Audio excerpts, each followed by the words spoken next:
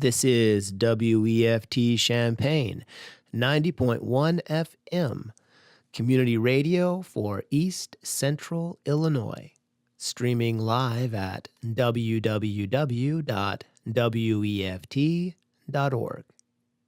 The views and opinions expressed here are those of the speakers and do not necessarily represent those of WFT, its board of directors, associates, its station manager, or Prairie Air Incorporated. The following program is pre-recorded and consists of two parts. The first part is a rebroadcast of a program first aired in 2011. The second part was recorded on March 6th, 2016.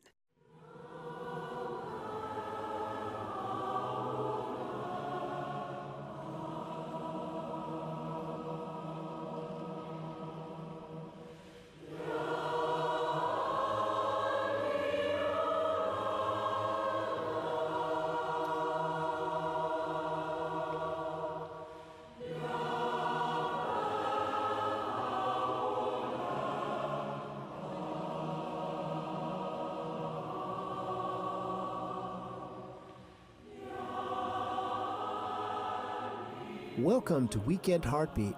I'm Sean David, and this is a new lamp.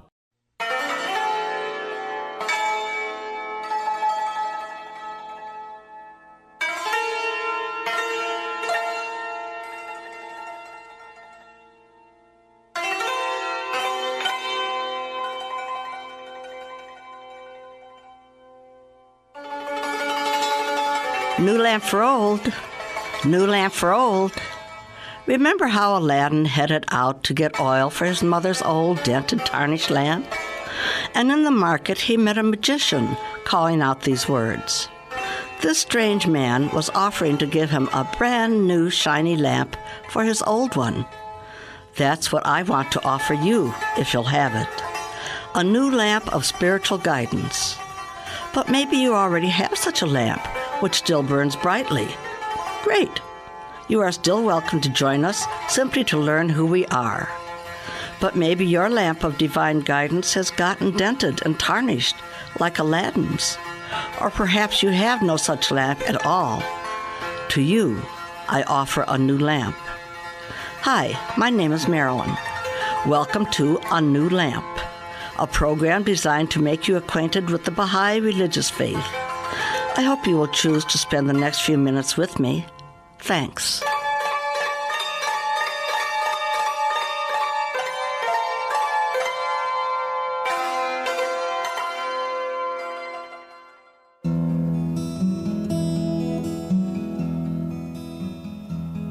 He was born in the springtime, the end of the winter, nurtured with love on his grandfather's knee. A wave of the ocean, a shell of great splendor, the most priceless pearl we'll ever see. And he wanted so much to work hard, and he wanted so much to please.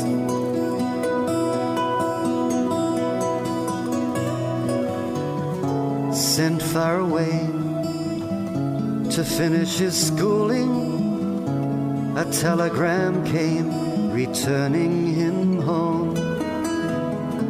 Born to a station he may not have chosen, he carried a mountain the rest of his days. And he wanted so much to work hard, and he gave so much on the way.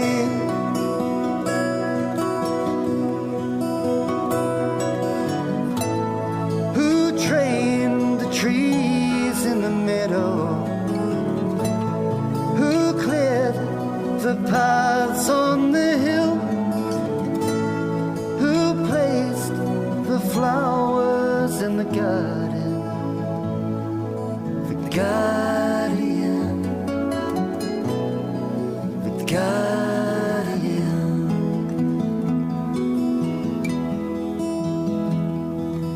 Do do do do do do do.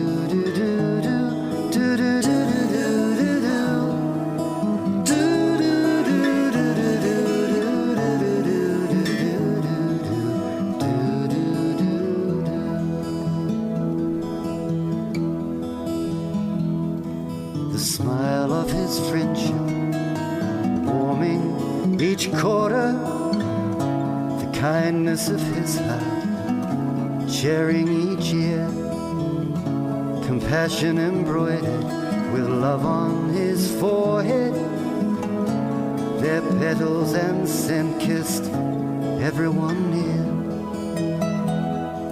And he wanted so much to work hard, and he wanted so much to share.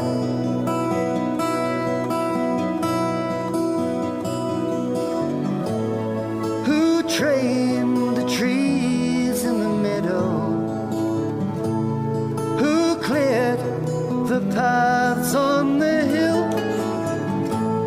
Who placed the flowers in the garden? The guardian, the guardian.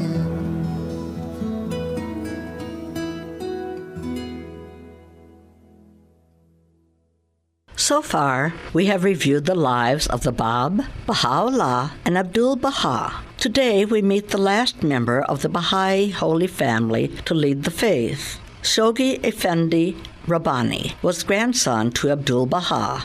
Like his father before him, Abdul-Baha made a will and testament naming Shoghi Effendi as his successor and guardian of the faith.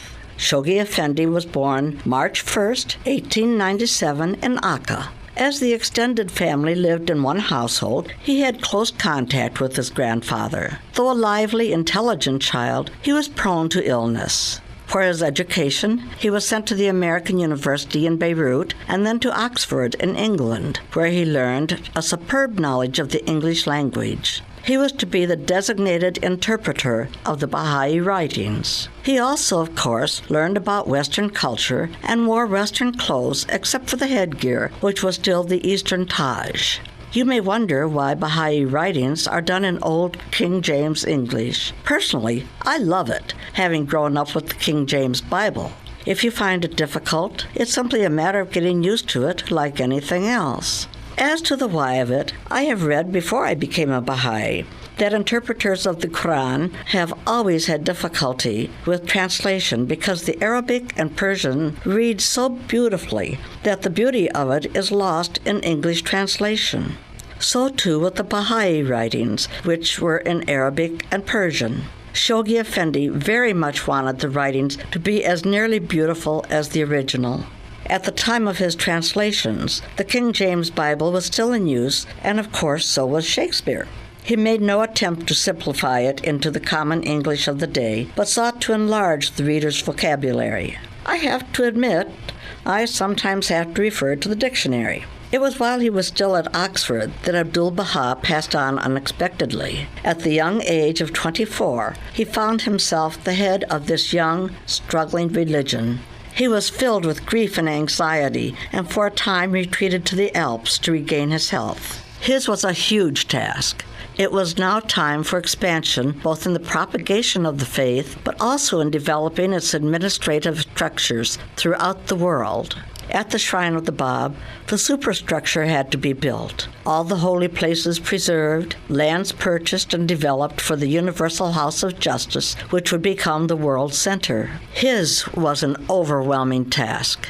He had a true partner in his wife, Mary Maxwell from Canada, whom he called Ruhiya Khanum. She not only worked steadfastly with him, but continued his work, along with others designated as hands of the cause of God, until the Universal House of Justice was ready to take control of the leadership of the faith. Shoghi died at age 60 in London. He had been taken ill with the Asian flu and suffered a heart attack. He is buried in a cemetery north of London. He truly gave his life for the cause his great-grandfather had founded, and is held in high regard and affection by all Baha'is.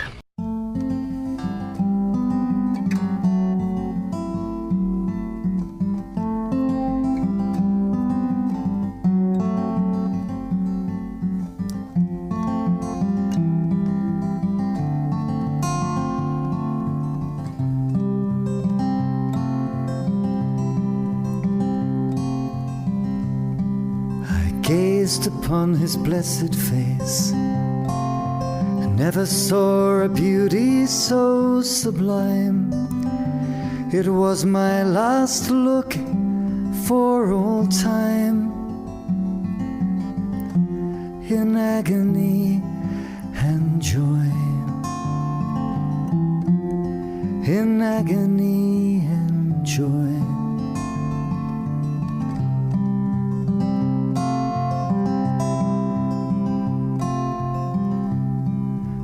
Laid him in his second shroud,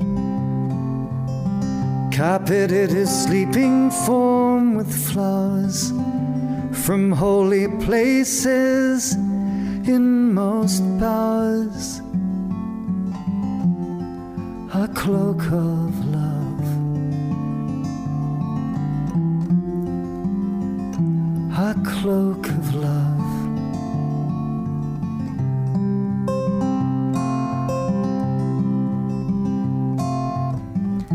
I tucked the petals in his hands and laid the soft white silk so warm over his treasured form, across his face.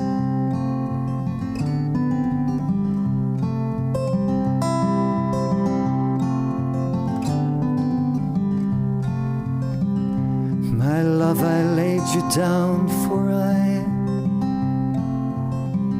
and on your breast a crimson rose, with what prayer and kiss God knows. I gently laid, I gently laid.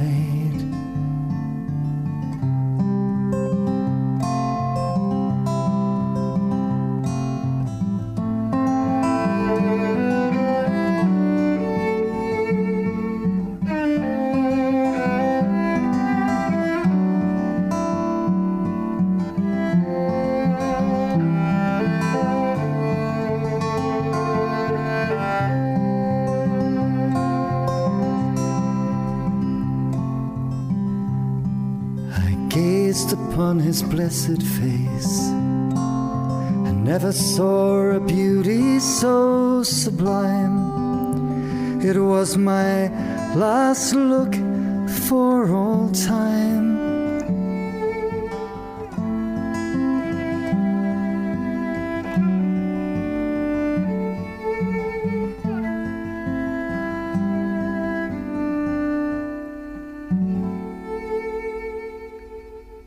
O dwellers of my paradise, with the hands of loving kindness I have planted in the holy garden of paradise the young tree of your love and friendship, and have watered it with the goodly showers of my tender grace. Now that the hour of its fruiting is come, strive that it may be protected and not be consumed with the flame of passion and desire. Baha'u'llah.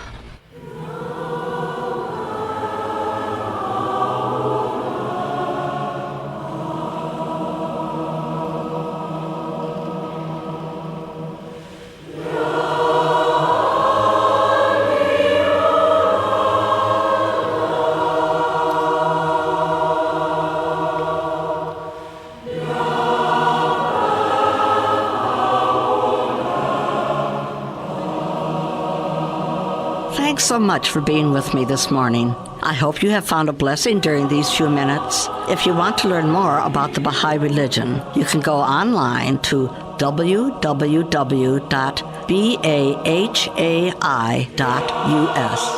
To contact me, my email address is anewlamp@yahoo.com.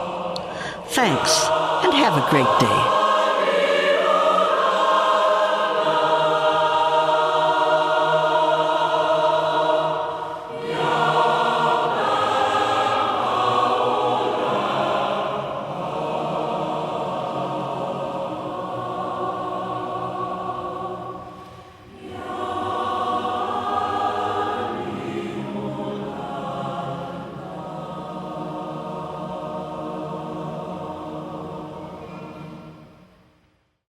Welcome to the March program of A New Lamp. Our guests for today are Donna Kegel and Sue Old, Baha'is from the area. And they're a couple of busy ladies with some interesting work as well as hobbies. Hi, Donna and Sue. Hi. Thanks for having us. Hi, Donna. Say hi, Sue. Okay. So are you folks all fasting right now during our fasting season? I have been fasting. It's difficult. I have at times taken some drinks of water, but I'm trying to go at it with the right attitude. It's reminds you of being deprived of all of God's bounties, and when you're on earth, you are not in touch with all of God's bounties, and it's kind of a reminder of that. And I work on my attitude toward it. I'm guilty of counting how much more time there is to go. I do that occasionally, but other than that, I feel I'm getting a lot out of it.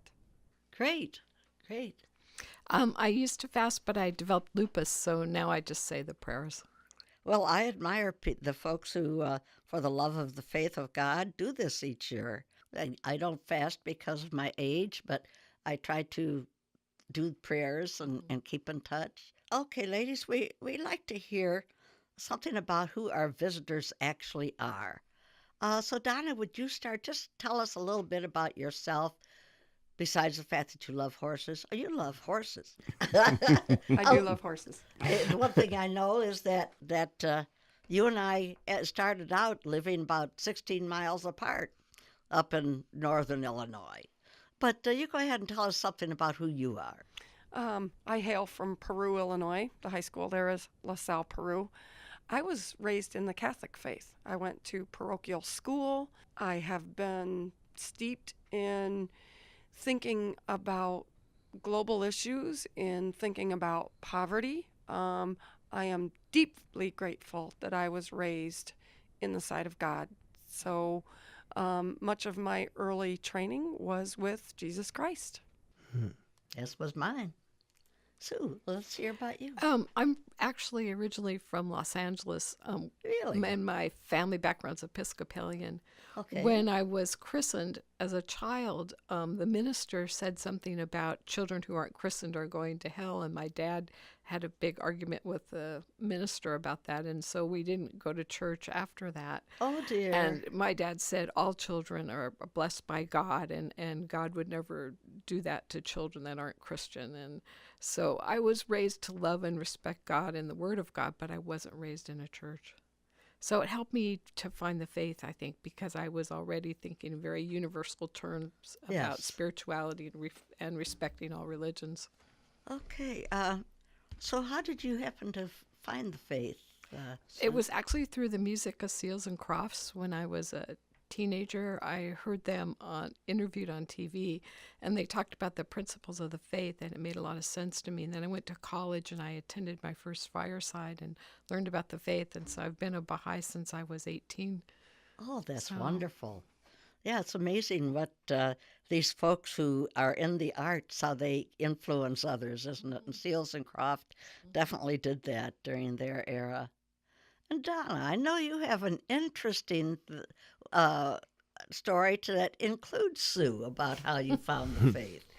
I think it's kind of interesting. I have always felt that Yahweh or the Christian God or Allah must have been the same being.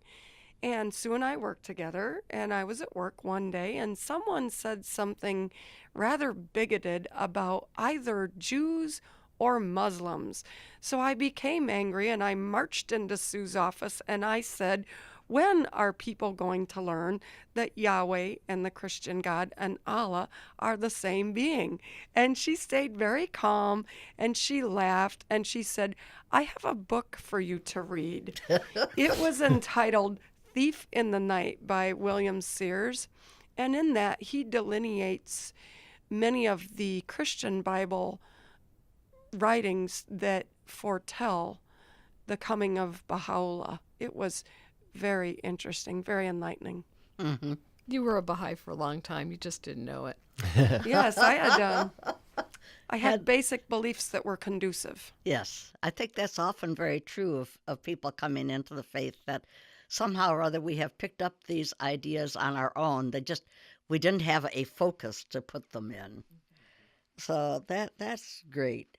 Well, we four people have similar things about our working background that I think is going to produce a very interesting conversation today.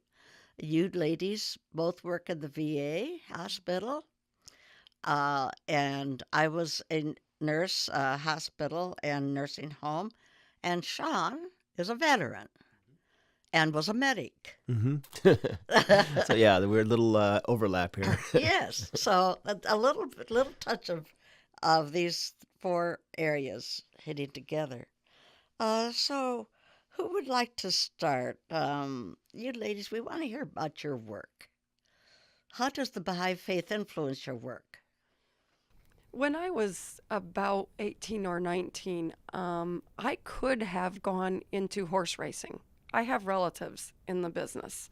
Really? I did a visit, I looked around, and I realized I could be happy doing this, but I also realized that's kind of self-oriented. And I started thinking about ways in which I could help other people, and that is when I became more interested in the counseling profession. Very good. Alcoholics and addicts are often a stereotyped population. Many people don't want anything to do with them. So we are doing as Jesus said, we're doing as Baha'u'llah said. It's spirit of service. It's spending time with, perhaps Jesus would put it, the least of my brethren. I was thinking that same phrase. Yes. That's why I like what I do. I think I really like what I do because I've always been less judgmental. I've always thought it was really important to see each person as an individual striving to be a better person. And in the Baha'i writings, it says we're all created from the same dust, so that one wouldn't ever hold himself up higher than another. So it really helps me to see people with alcohol or drug problems or with other issues as just striving to be a better person, the same as you or I. And I really like working with this population because there are people who have identified that there's an issue for them to work on, whereas a lot of us have issues, but we don't really recognize them, and so we just let it go, But these are people who really are focused and trying hard to make their lives better. So among the people, you are both working with the addicts. Yes. Okay. Yeah, we Not work just in the general population of the VA. Yeah, we work in the substance abuse rehab program, and our focus is on rational motive behavior therapy, which is about looking at the way we think about things and changing our thoughts to be more productive and think about our long-term goals, that our behavior will be such that it helps us achieve our long-term goals. And that works really well with substance abuse because obviously if you go drink, then you're not going to go to work, right? Right. So hopefully, you'll think long-term goal and you'll go to work instead of going to the bar.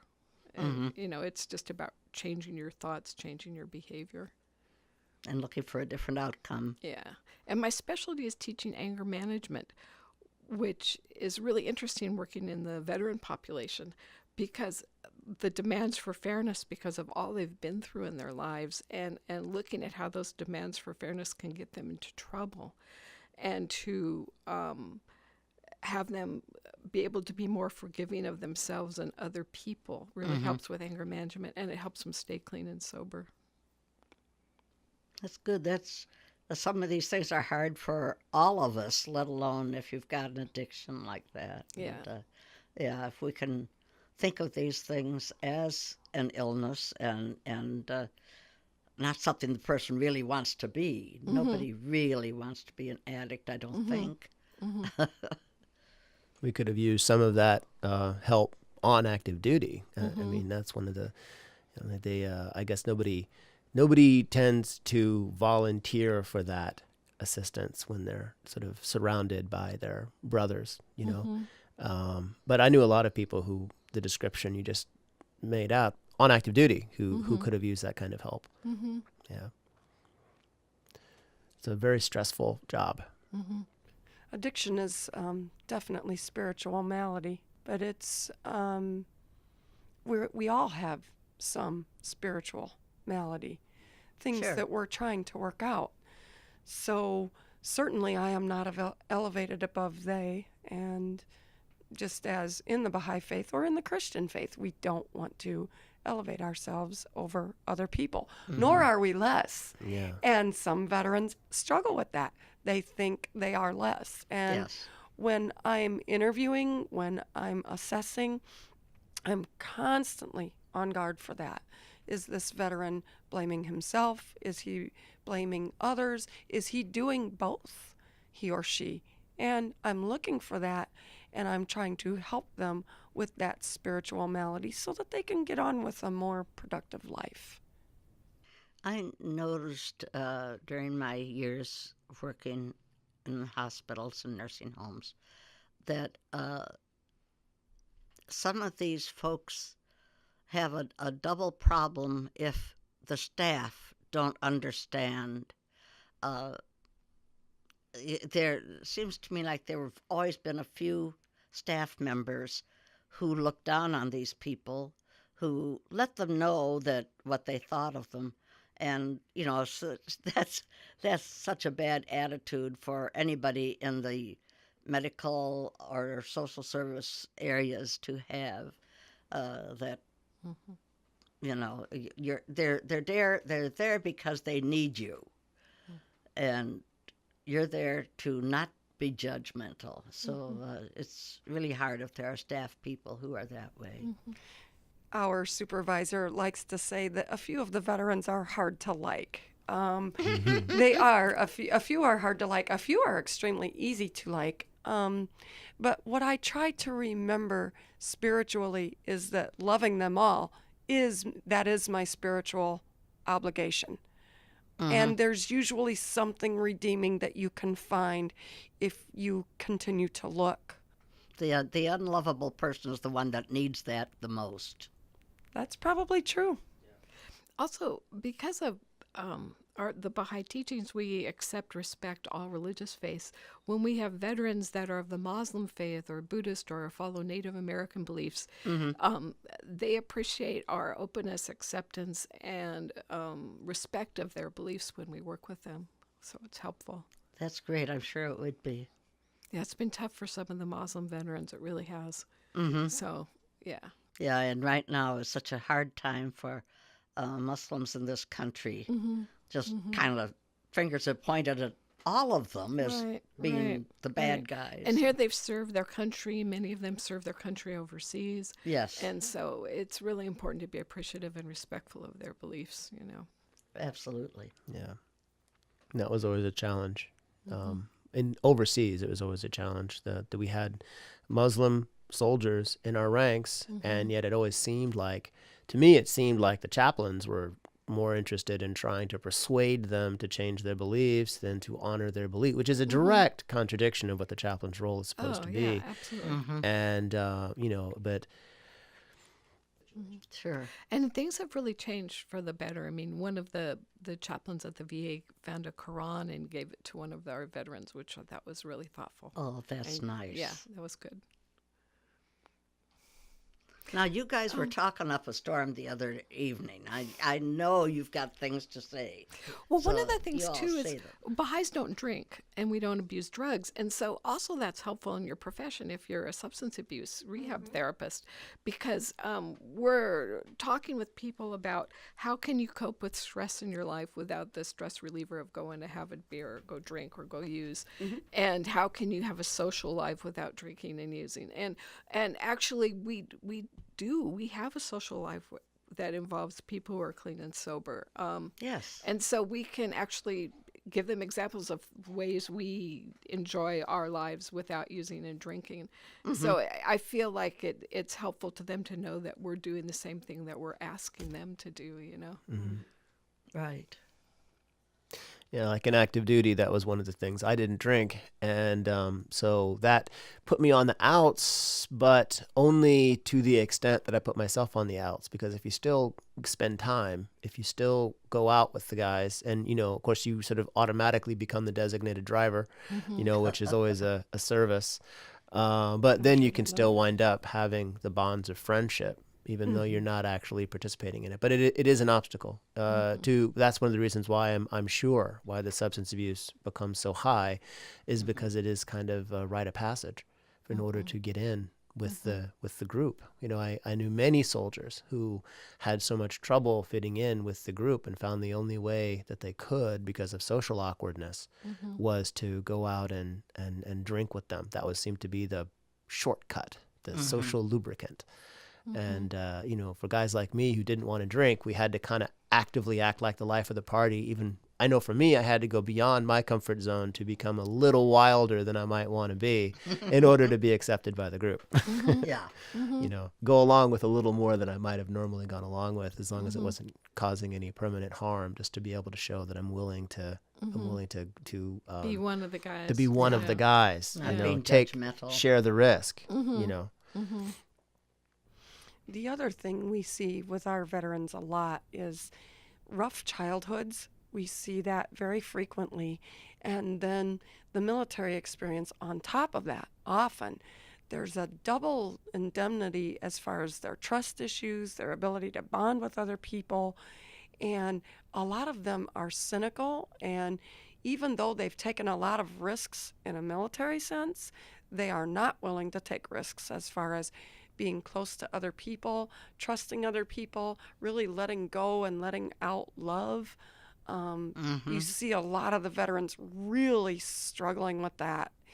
And when you urge them, a lot of times they don't want to take that kind of risk. And it's such a privilege when they open up to you and share their lives and their wounds and allow themselves to be vulnerable and trust you. It's really an amazing part of the job, and it's something I will always treasure, I'm sure it takes a while to build up to that point. Yeah. Yes. But Sue's right.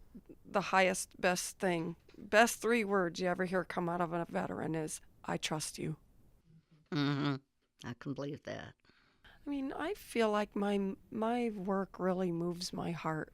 I could be doing something making more money. I could have chosen another degree that would have given me more income.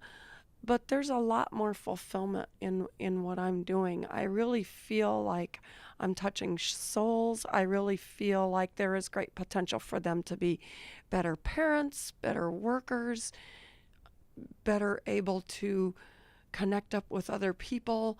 And I feel like most of them probably will find spirituality someday. There is some research that says around the 3rd year in sobriety, people reach kind of a spiritual crisis. They begin to ask spiritual questions. They start to crave more spiritual reconnection. It's almost like the sobriety is kind of a preliminary for all that to happen. Yeah, and the program where we work, it isn't a 12-step program. It's really based on dealing with coping skills and helping people think differently about how to deal with the stress in their life. But we really urge them to have a spiritual connection in their community to help them, like a recovery network. And that's where 12-step is really wonderful, because they can go to meetings, they can go to have a sponsor, they can go to churches and connect with a recovery group at their church or their synagogue or even at the mosque. They can, and it's really good for them to be able to find a connection in the community, a spiritual connection that can help them deal with the loneliness when you make a lifestyle change. All of a sudden you're trying to figure out who you can hang with now, who can be your friend, who can you call at 2 o'clock in the morning, because it can't be the old people that you were using and drinking with, Right. Many of the veterans struggle with self-forgiveness, when you think about the things that they've had to do, or the things that they've seen, or the level of brutality and violence that they've seen, there's trouble with cynicism. There's trouble with what might be within. Many of them have fear of their own anger because they could really hurt somebody if they became very angry. So dealing with those kind of things is very difficult for the veterans. And for some of them, their own faith is quite the asset. And we are trained to work within what's called a patient's preferred defense structure. And many times I find myself using their spiritual faith as a tool for their emotional healing, though I have to be careful at that time to stay within that person's spiritual outlooks. Yes. We do have chaplain service to help with that, but many times for some of the veterans that will flow very naturally, where they're talking about self-concept or they're talking about family life, and they go into spirituality really on their own. And I think that my faith background, both the Christian and the Baha'i, makes me very comfortable when my veteran is ready to shift that gear. Mm-hmm. Do you have some who just kind of never reached that point, who are just not interested in the spiritual side of life? And I would think that'd be pretty discouraging to work with people like that. Not really. I mean, you could understand that there are some combat veterans, especially, who have decided that that God doesn't exist because of all they've seen, the horror they've experienced, the trauma, and you can work with them. I mean, it's fine. It's really fine. That's the thing about not being judgmental and not challenging their understanding, their spiritual understanding, even if it's that they're an atheist, because we're there to be supportive of them and to help them learn how to take better care of themselves. Right. We're not there to challenge their worldview in that way, you know. And who am I to say, after they've been through that kind of trauma, well, you should believe in God? I can't say that to them. I don't know what it's been like to be them, and that's between them and their Maker. We really can't say that to anybody. No, actually. no, Yeah, our relationship with God is so personal and private. Exactly. For every individual, and changes. Yeah. Evolves over time. Yeah. So, Well, invariably, when you ask a veteran, how do you do the things you did? He says, my training, my training.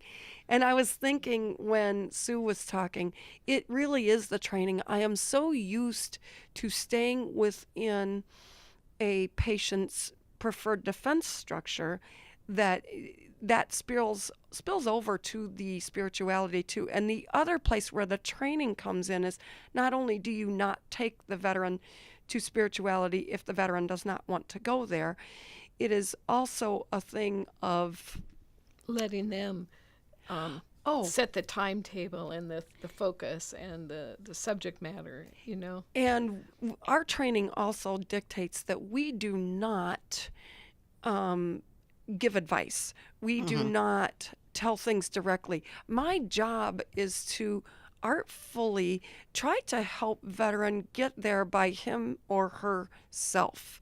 yes. And many times we're having a conversation where I'm not asking questions. In good counseling, you don't ask a lot of questions. You do a lot of reflective listening.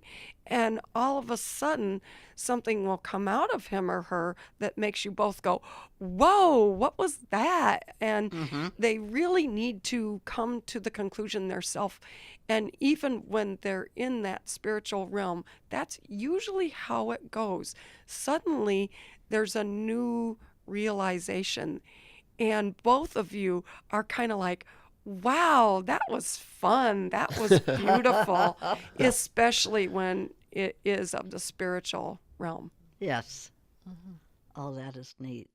So, just out of curiosity, now we've heard so much about the problems with VA hospitals and the money and lack of doctors and can't get them in.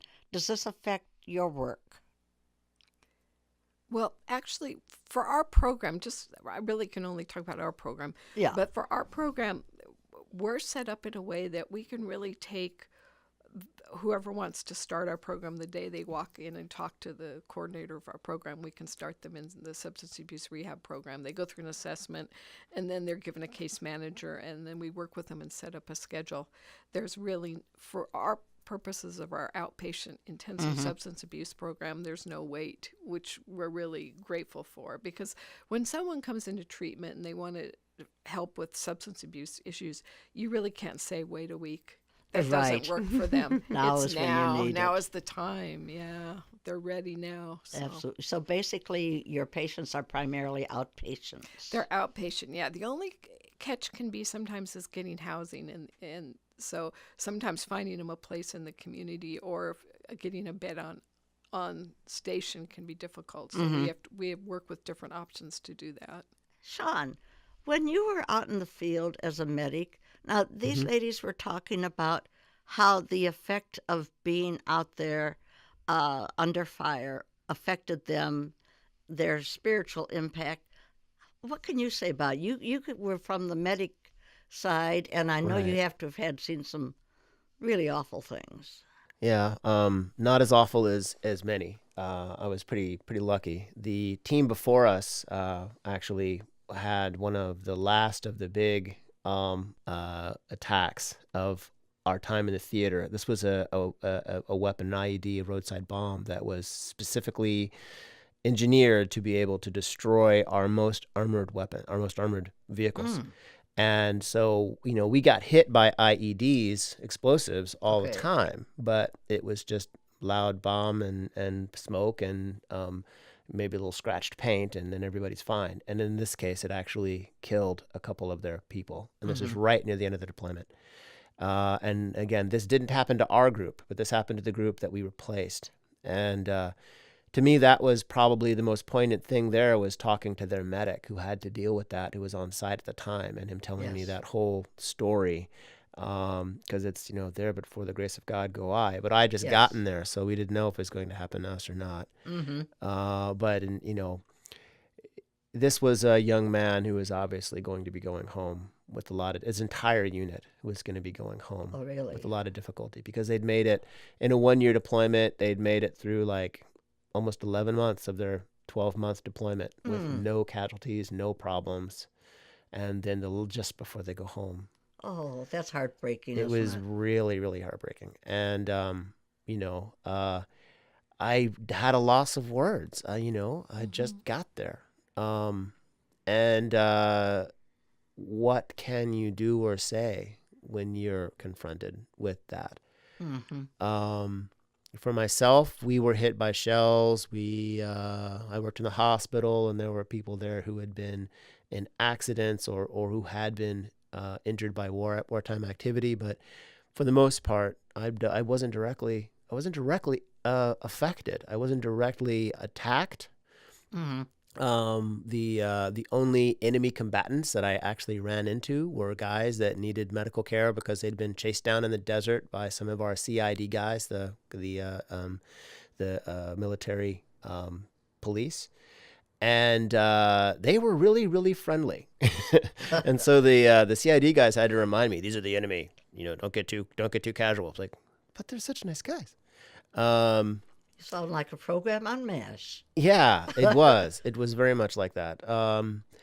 But this was the day-to-day stresses. A lot of and MASH is such a good example of this, because so much of the military bureaucracy in any kind of a unit, but especially in a medical unit, winds up mirroring what you see in that show. The show is an exaggeration, obviously. It's an extreme comedic exaggeration. But there's always sort of, why are we doing this? Isn't Yes. this not safe? Or why aren't we doing it this other way when we talked about doing it that way, but now we're not going to do it that way? And all these ideas and decisions are being made way above your level, and you don't know what's going on. And even though you yourself may not be in physical danger, you are in physical danger, but you're not in immediate mortal peril. You're not getting shot at. You're not getting directly bombed. Right. But you feel so vulnerable because you're not sure the people whose responsibility it is to take care of you are actually doing their job. Mm-hmm. And that's terrifying. And so that's why a lot of the people that I ran into came back with a great deal of stress, was because of this feeling of not being taken care of not being safe. And what happens with this is lots of times we'll work with the veterans who have issues with post-traumatic stress disorder, PTSD. They'll come into our program, they'll be clean and sober by the time they're done with our 6-week program, and then they'll transition into PTSD counseling, and they'll stay in the working with a PTSD therapist, a psychologist, for a long time. It's really helpful to them, but it's an important piece to get clean and sober before they start the PTSD therapy. I would think, yes. Yeah. But it's good. It's really good the way our two programs meshed to help a veteran, you know. That's wonderful. Going back to what Sean said, he sounds like such a typical veteran when he says, well, I didn't see much. Other people just had it so much worse than I do. And it's like, wow, that sounds like what we hear every day. Really, when we take a look at PTSD, what happens to these people is they're serving next to each other in these very violent and desperate situations, and they know that they're never alone, and they know that these other people have proven their mettle, and it creates a bond like none other.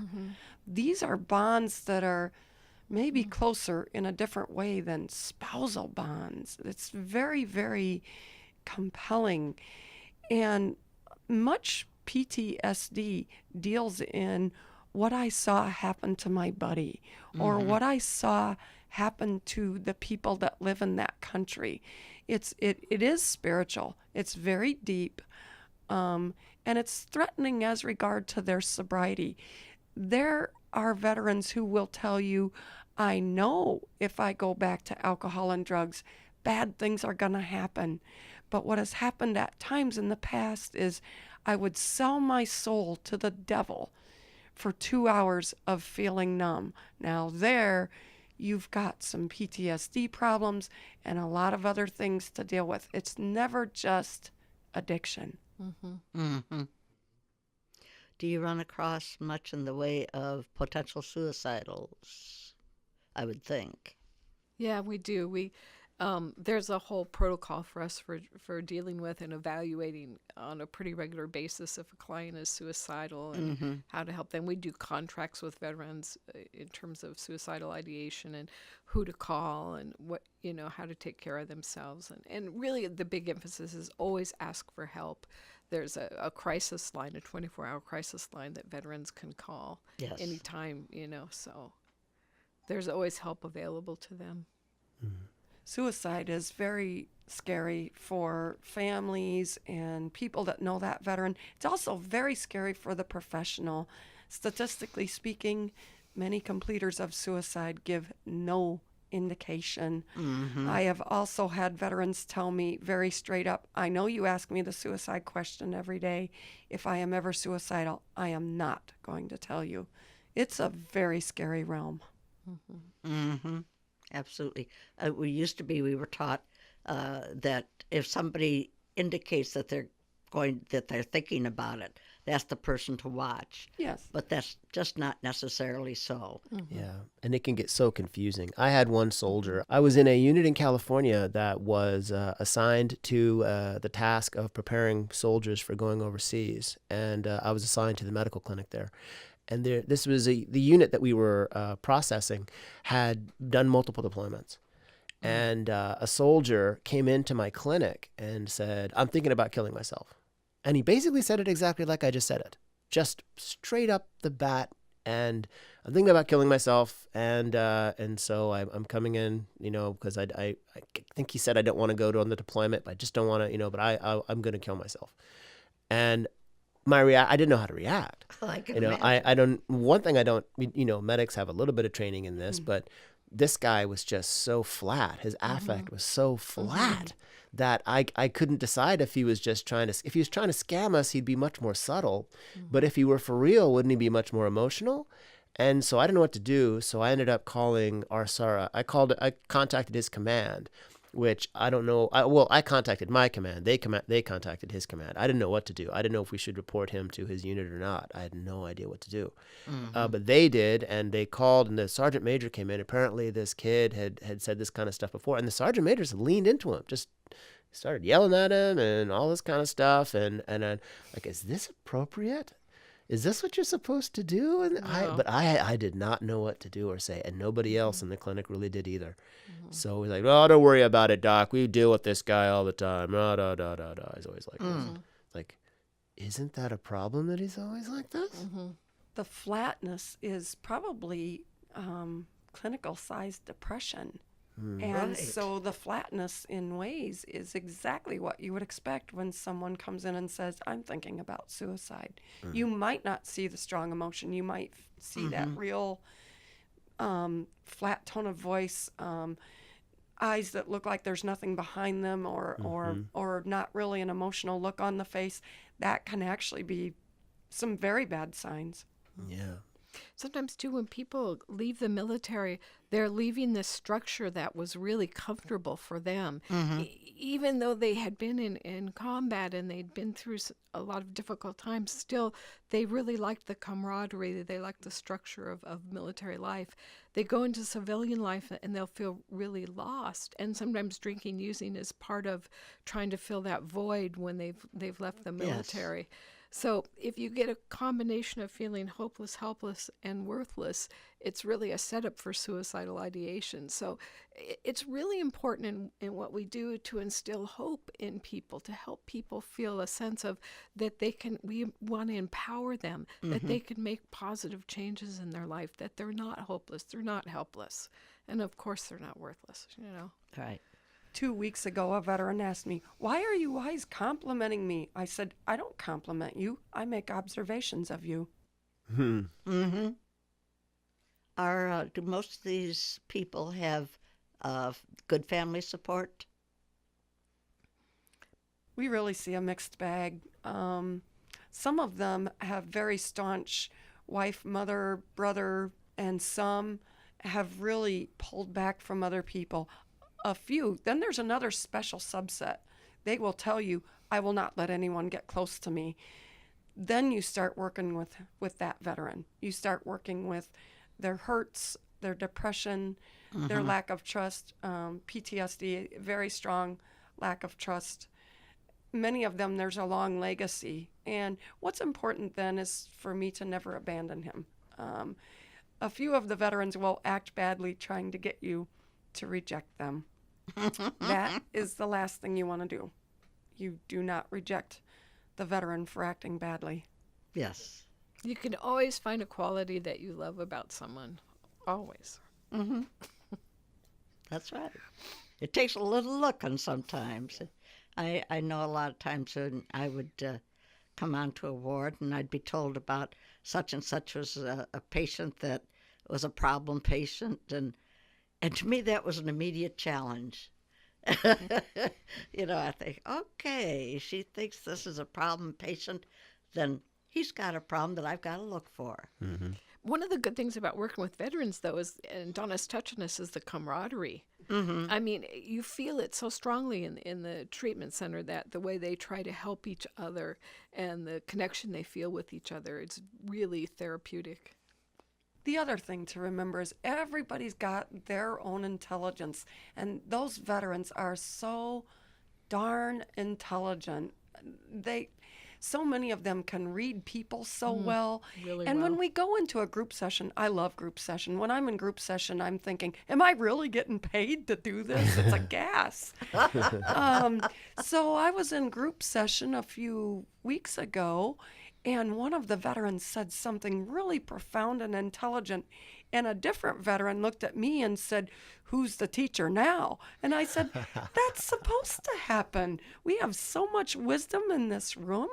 And I said, and remember, when the veteran does say something that's very intelligent and very moving, it actually is a sign that the facilitator is doing a good job that hour. Good for you. Oh, golly. Well, folks, I imagine we could keep on with this conversation for a long time, but maybe it's time we move on, take a look at what else is happening over these next few weeks. Let's take a look. We know that right now we're in the middle of the fast, and that will continue through the 19th of March. And at the end of that time, we will be celebrating Nowruz to end the fast. Nowruz, as we have talked about before, that's the New Year's day for the Baha'i calendar. However, it's actually a very ancient New Year's Day in Iran, and where it has continued to be celebrated even today. And fireworks and the whole bit in Iran. So this is one point where both the Baha'is and the non-Baha'is in Iran really get out and celebrate together. On the fourth Sunday of each month is game day, which is also a potluck, and then playing games in the afternoon.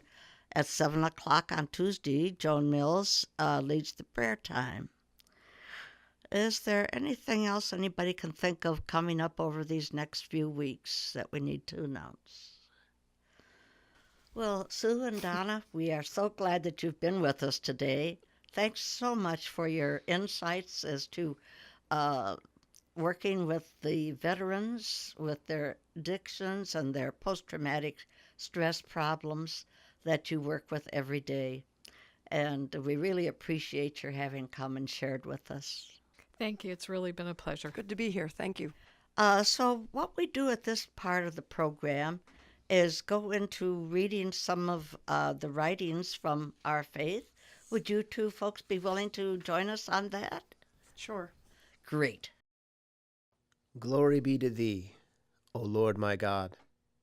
These are the days whereon thou hast bidden all men to observe the fast, that through it they may purify their souls and rid themselves of all attachment to anyone save thee. Baha'u'llah. Man reacheth perfection through good deeds, voluntarily performed, not through good deeds, the doing of which was forced upon him. And sharing is a personally chosen righteous act. That is, the rich should extend assistance to the poor. They should expend their substance for the poor, but of their own free will, and not because of the poor have gained this end by force. For the harvest of force is turmoil and ruin of the social order. On the other hand, voluntary sharing, the freely chosen expending of one's substance, leadeth to society's comfort and peace. It lighteth up the world. It bestoweth honor upon humankind. Abdul-Baha. This handful of days on earth will slip away, like shadows, and be over. Strive then that God may shed his grace upon you, that you may leave a favorable remembrance in the hearts and on the lips of those to come.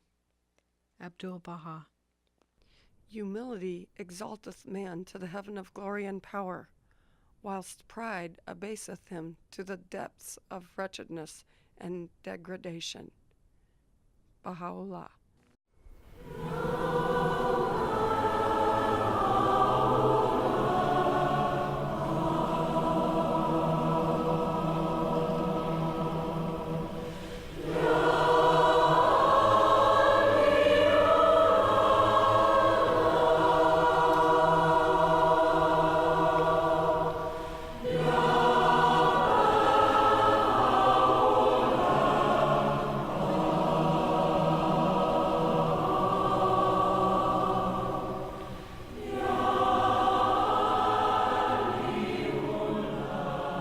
The music on today's program were The Guardian and The Last Look by Grant Hendon Miller.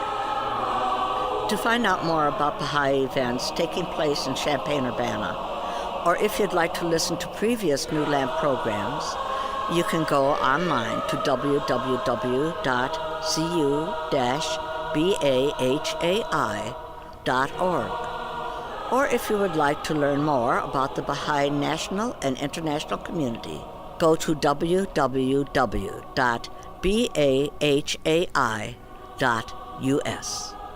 Thank you again for joining us today. I hope you'll join us again next month. Goodbye. Thanks for listening to this week's Weekend Heartbeat on WEFT Champaign 90.1 FM, Community Radio, Champaign-Urbana, Illinois, streaming live at www.weft.org.